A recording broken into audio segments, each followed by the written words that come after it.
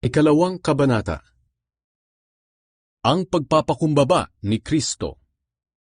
Hindi ba't masigla kayo dahil na kay Kristo kayo?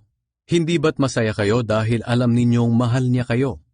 Hindi ba't may mabuti kayong pagsasamahan dahil sa banal na Espiritu? At hindi ba't may malasakit at pangunawa kayo sa isa't isa?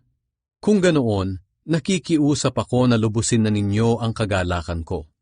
Magkasundo kayo't magmahalan, at magkaisa sa isip at layunin. Huwag kayong gumawa ng anumang bagay dahil sa makasariling hangarin o sa paghahangad na maitaas ang sarili.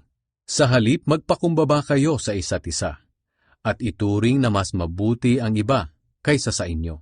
Huwag lang ang sarili ninyong kapakanan ang isipin nyo, kundi ang kapakanan din ng iba.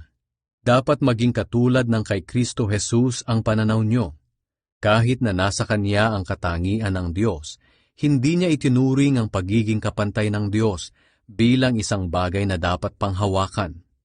Sa halip, ibinaba niya ng lubusan ang sarili niya sa pamamagitan ng pag-aanyong alipin. Naging tao siyang tulad natin, at sa pagiging tao niya, nagpakumbaba siya at naging masunurin sa Diyos hanggang sa kamatayan, maging sa kamatayan sa krus.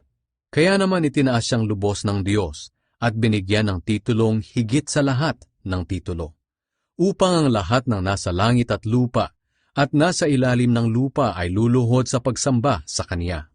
At kikilalanin ng lahat na si Hesukristo ang Panginoon sa ikapupuri ng Diyos Ama.